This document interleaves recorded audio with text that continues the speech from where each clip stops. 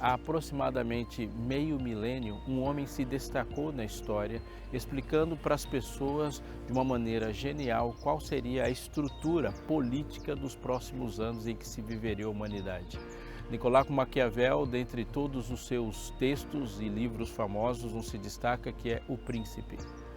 Embora não tenha essa frase lá, e ela já tinha se descolado dele e as pessoas de tanto falar já atribuem para ele, o fim justifica os meios, tem sido um código de vida para muita gente.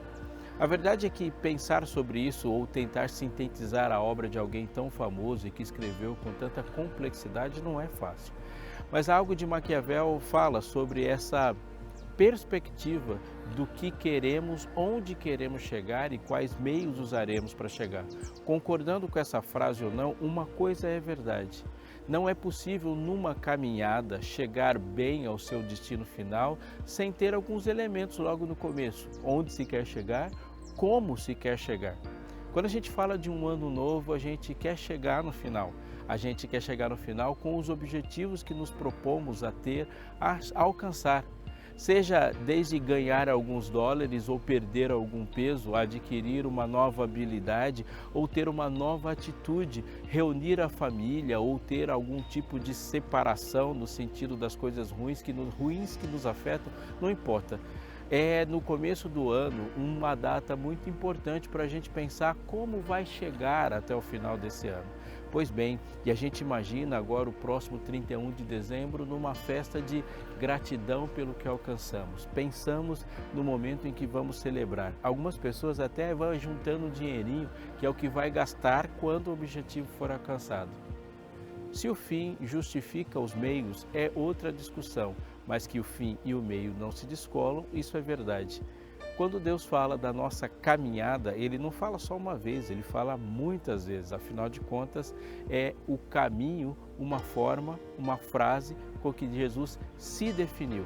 A história bíblica é uma história de caminhos. O povo de Israel se pôs a caminhar e por 40 anos caminhou. O seu patriarca caminhou nesse chamado de Deus quando ele sai de Ur e vai até a terra da promessa. A caminhada define muita coisa e esse exemplo é fantástico.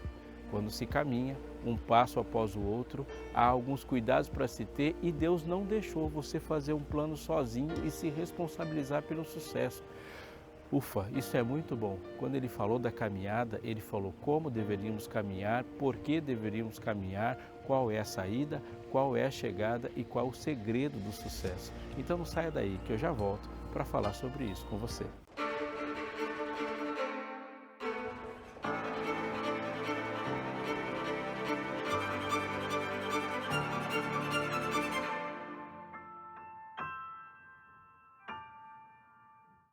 No ano que passou, você pode ter passado feliz ou atento ao Maio Amarelo, pode ter se conscientizado no Outubro Rosa e também lembrado de detalhe muito importante no Novembro Azul.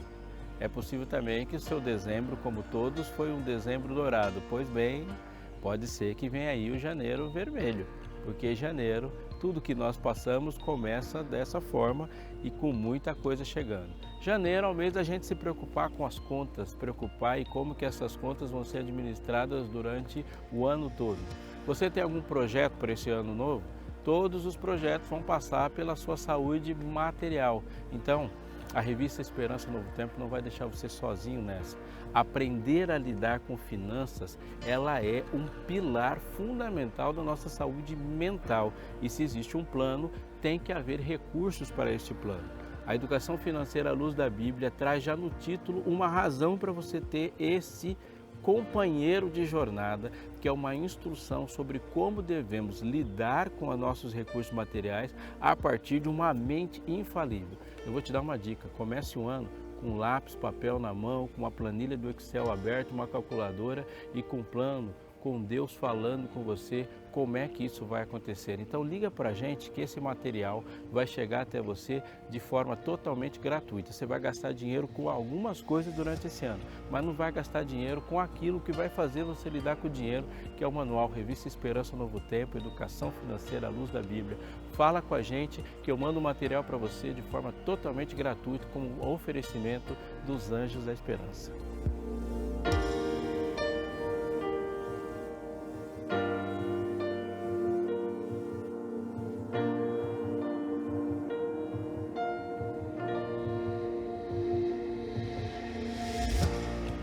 Viver é um risco, sim, é muito arriscado mesmo.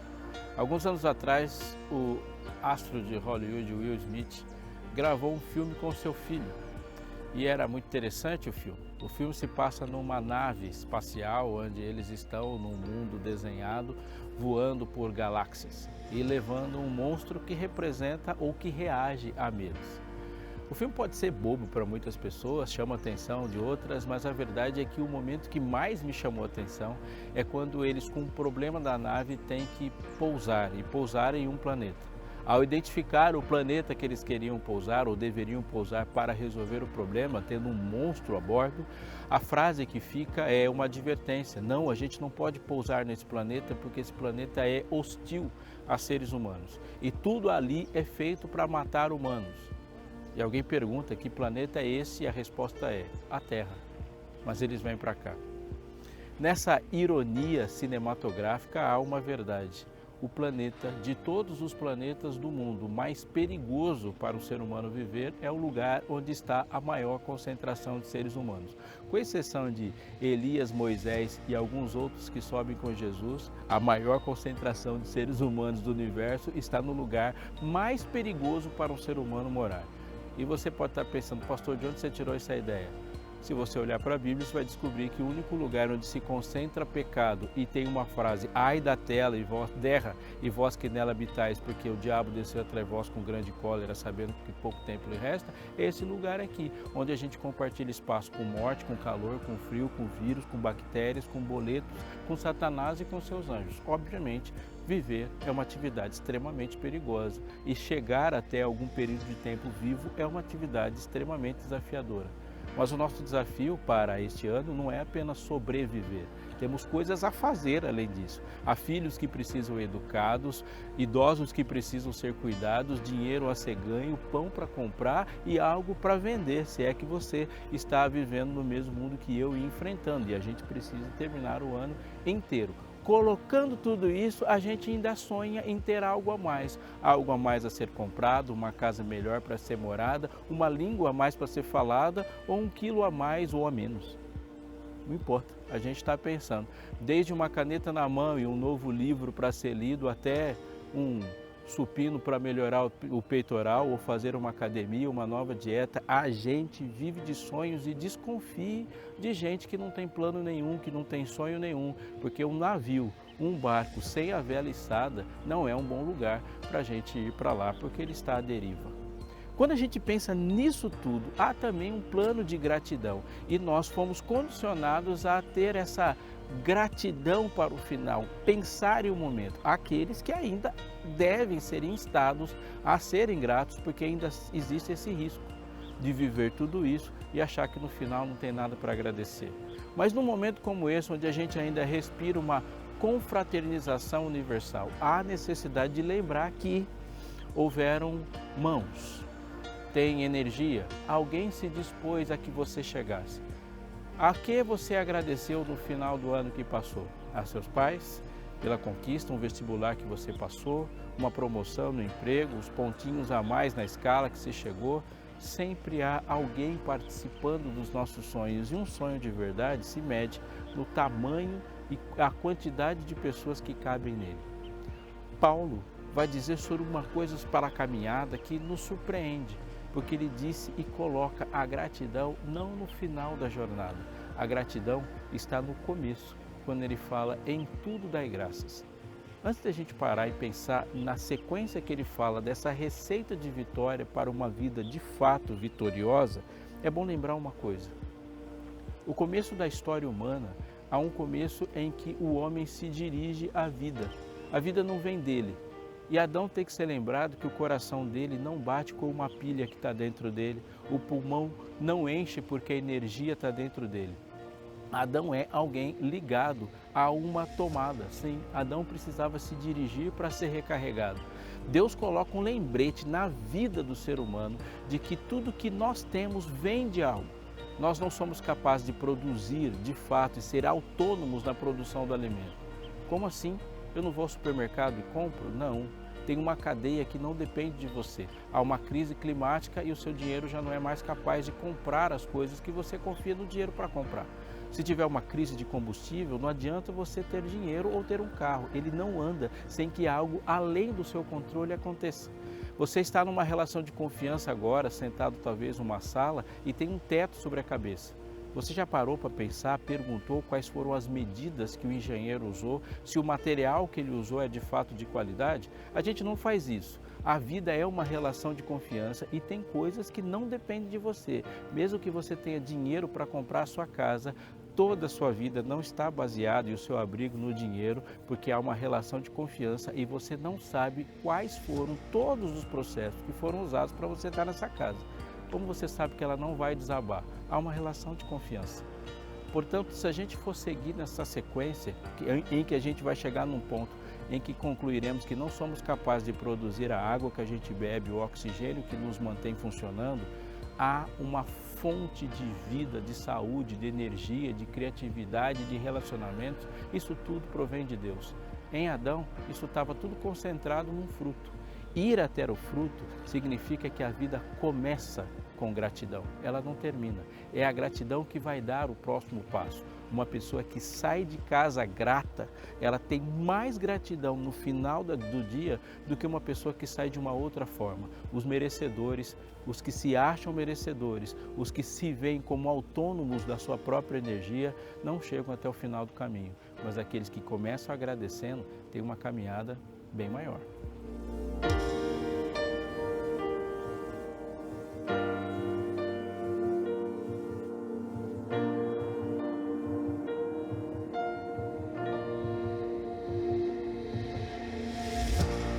Conta-se uma história de que o menino tinha um sonho. Já na adolescência era concreto o seu sonho. Ele queria ser um seminarista ao se formar, ser pastor e como pastor um missionário além-mar. Esse era um sonho concreto e tinha consciência de que o plano de Deus para a vida dele e o plano dele era o mesmo. Assim, um pouco antes de prestar o seu vestibular e entrar na faculdade de teologia, o seu sonho foi arrebentado, frustrado, com um forte acidente automobilístico que mudou toda a sua vida e dificultou muito a sua locomoção. Mas ele, guerreiro, não desistiu disso. Ele disse: eu vou ser pastor e serei missionário mesmo sendo afetado por um acidente. E continuou. Mas o seu curso, o seu seminário, foi um curso muito trucado, com muitas coisas acontecendo. O dinheiro acabou, professores foram embora, ele teve enorme dificuldade. Aquilo que ele pensou em alguns semestres, 5, 6, 10 semestres, começou a ficar muito longo e o tempo começou a jogar contra. Perdeu peso, perdeu dinheiro, muitos acidentes na família, mas ele conseguiu. A vida dele mudou. E ele decididamente esperou até o chamado para ser missionário e foi para um lugar onde ninguém queria ir. Ao chegar naquela ilha, ele começou a falar de Jesus para uma sociedade sem Estado, aquilo que nós chamávamos antigamente de tribo. E era uma tribo antropofágica. Se você não está familiarizado com essa expressão da antropofagia, é o que a gente chamava porcamente de canibais. Existe uma diferença entre antropofagia e canibalismo, mas para nossos fins nós vamos conversar sobre isso. Quando eles descobriram que ali tinha um grupo de pessoas, ou um especial, que não era da tribo, e pensando na sua forma de lidar com a vida, num dia que ele achou que era um culto onde todos iriam assistir, ele foi convidado para uma cerimônia e viu uma fogueira no meio da cerimônia e diz a lenda que ali no meio tinha um caldeirão com os chefes das tribos descascando bananas e batatas.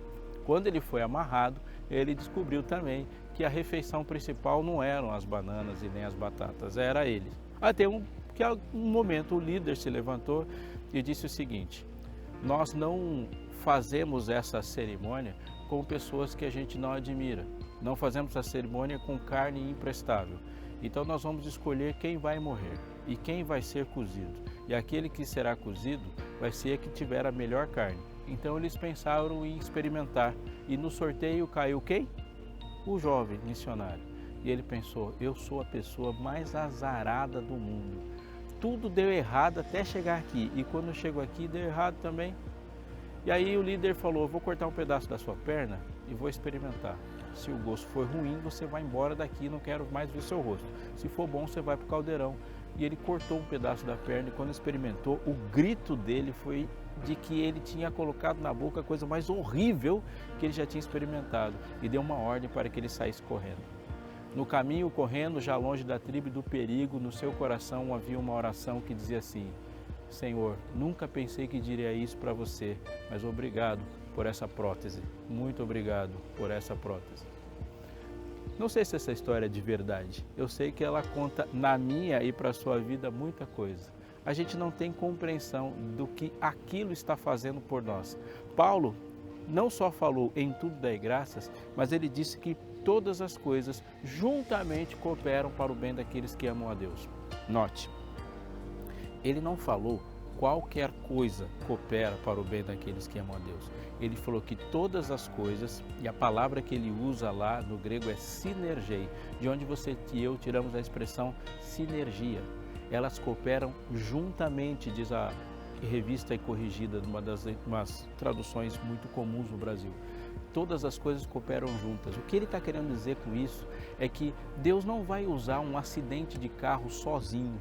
Deus não vai usar um atraso num curso sozinho. Deus não vai dizer, Ele não está dizendo que um assalto, que é produto de pecado, sozinho vai fazer bem para alguém. Jogar o mais novo dos irmãos num poço, aquele que é odiado pelos irmãos, num poço sozinho não faz diferença.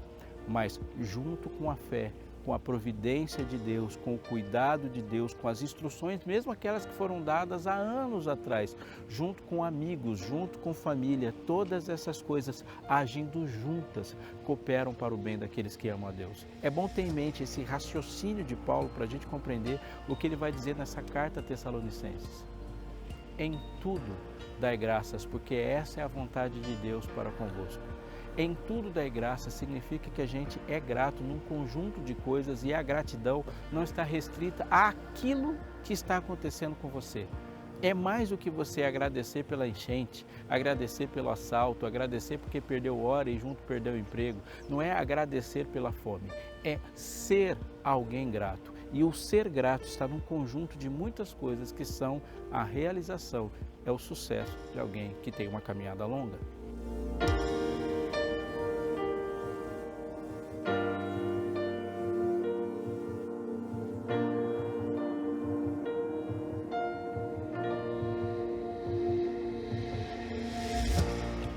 Primeira carta de Paulo à igreja em Tessalônica, 1 Tessalonicenses, no capítulo 5, Paulo vai nos dar uma receita de vida.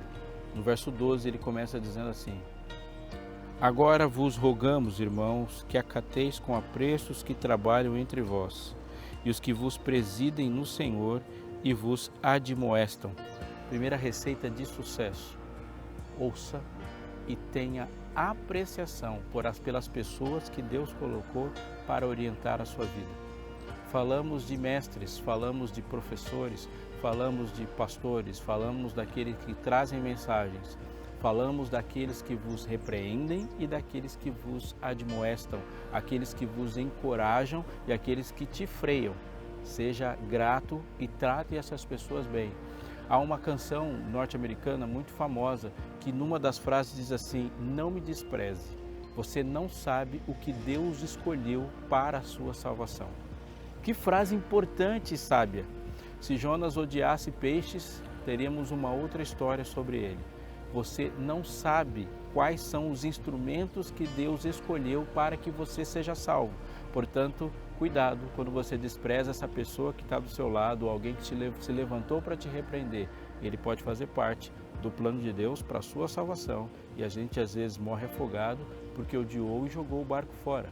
Mas Paulo não vai falar só disso, ele segue uma sequência quando ele diz e que os tenhais com amor e máxima consideração por causa do trabalho que realizam.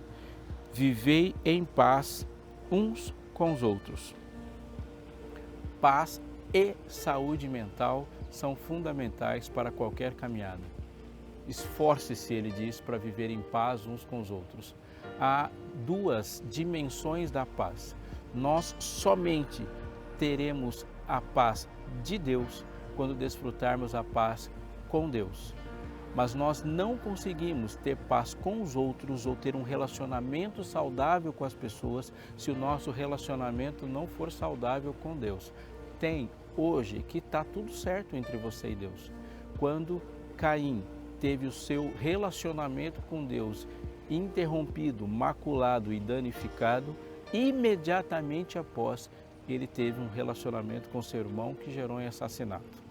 Acabe tinha maus relacionamentos com Deus e o resultado é que o dono de uma vinha, de um terreno, foi vítima disso. Paz uns com os outros começa em ter paz com Deus e ele vai continuar. Exortamo-vos também, irmãos, que admoesteis os insubmissos, consoleis os desanimados, ampareis os fracos e sejais longânimos para com todos. Entre vocês tem um instrumento de encorajamento para os outros, ele repete e enfatiza não somente nesse texto, mas em muitos outros. É importante para a nossa caminhada que as pessoas que estão ao nosso redor sejam fortalecidas. Anote essa receita e eu vou dar um exemplo de casamento. Você pode estar discutindo com a sua esposa sobre para onde vocês vão nessas férias, para a praia ou para o campo. E na discussão você venceu. Você pode estar discutindo com a sua esposa aí ou com o seu esposo sobre qual será a cor da cozinha ou da sala. E na discussão você venceu. Você pode estar discutindo com o controle na mão sobre o que será assistido, uma série ou um jogo de futebol, uma novela ou uma outra coisa. E na discussão você venceu. E você se acostumou a vencer todos os debates, todas as discussões, você está formando um derrotado a viver do seu lado. Não é possível andar numa caminhada longa que precisa de um time e o time for composto de um monte de derrotados. E uma boa parte desses derrotados só são porque você os fez assim. Portanto, para que na nossa caminhada a gente chegue longe, e anote essa frase, se você quiser ir rápido, vá sozinho, mas se quiser ir longe, vá bem acompanhado. Não dá para chegar longe sendo acompanhado com pessoas que foram desidratadas e não conseguem caminhar tanto quanto você. Ele está dizendo, a caminhada é longa, a caminhada é séria. Quer um conselho? Trabalhe para fortalecer todos que estão ao seu redor. E olha a lista que ele vai fazer. E na lista de Paulo sobre o trabalho para fortalecer os que estão ao redor, diz: exortamo-vos também, irmãos, que admoesteis os insubmissos, consoleis os desanimados, ampareis os fracos e sejais longânimos para com todos. No verso 15 ele vai dizer: evitai que alguém retribua a outrem mal por mal, pelo contrário, segui sempre o bem entre vós e para com todos. Quando nós retribuímos o mal por mal, nós estamos gastando toda a energia para permanecer no mesmo lugar. Num raciocínio simples, para que haja transformação, há de haver uma nova atitude. Quando nós respondemos o mal com o mal, isso significa que duas coisas ruins juntas não formam uma coisa boa. Posso te pedir para você levar essa frase mais a sério do que você tem levado até então? A soma de dois erros não dá um acerto. Quando a gente retribui o mal com o mal, nós temos um mal dobrado. Somente a graça vence a culpa. Somente o perdão vence o erro. Somente o amor vence o ódio. E somente a energia, a esperança vence o desânimo. Se queremos andar numa direção já proposta, precisamos tirar para a nossa energia algo diferente do que aquilo que nos puxa para trás. E ele fala, siga nessa direção, sabendo desde o começo que a energia não é sua. E agora ele vai dizer algo fundamental. Regozijai-vos sempre. Esse texto é central na Bíblia. Regozijai-vos sempre. A alegria no Senhor é a nossa força, já foi dito. Esteja alegre, mas o fruto do Espírito é amor e o próximo é alegria. quando Davi, naquele seu salmo de arrependimento, numa contrição, numa tristeza pelo pecado, ele disse claramente sobre a tristeza do pecado, mas tão claramente quanto falou da tristeza do pecado, ele falou: devolve-me a alegria da tua salvação. Precisamos de alegria para viver. É óbvio que vivendo nesse mundo hostil, colocado como no filme em quarentena em relação ao restante do universo, a gente não vai ficar sorrindo sempre, não fica saltitando sempre. O cristianismo não nos aliena, nós temos consciência e algumas tristezas só advêm porque você ama. Algumas tristezas você só vai ter porque é fiel a Cristo. Algumas tristezas são escolhas que fazemos. Preferimos ser maus e ter alegrias na maldade, mas nós escolhemos viver sob a ótica dos sentimentos de Deus. Então, amigo, regozijai-vos sempre, está conectado ao que ele vai dizer depois. Tenha sempre uma sensibilidade àquilo que Deus te dá. Vou falar sobre uma coisa que ele está dizendo aqui em orai sem cessar e seja sempre grato. Você reclamou um dia de que vai pagar IPVA? Preciso te dizer uma coisa, IPVA só paga quem tem carro. Quem está andando a pé não tem carro e não paga IPVA. Você já está pensando em ficar triste porque vai pagar o IPTU no começo do ano? IPTU é coisa de quem tem casa, como seguro é coisa de quem tem posse. Podemos reclamar um pouco e reclamar bastante sobre o material da escola das crianças. Crianças analfabetas não têm material escolar e os seus pais não gastaram dinheiro com isso. Temos muito que reclamar. Você pode reclamar de que foi assaltado, mas pode agradecer porque você não é o ladrão e não está saindo a assaltar e não está vivendo e alimentando a sua família a partir de uma fraude.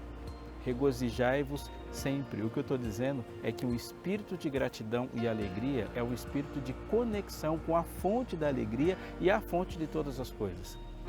Quando um coração começa a ser desidratado e perde energia para caminhar, ele perde quando ele começa a procurar coisas que não são próprias dele.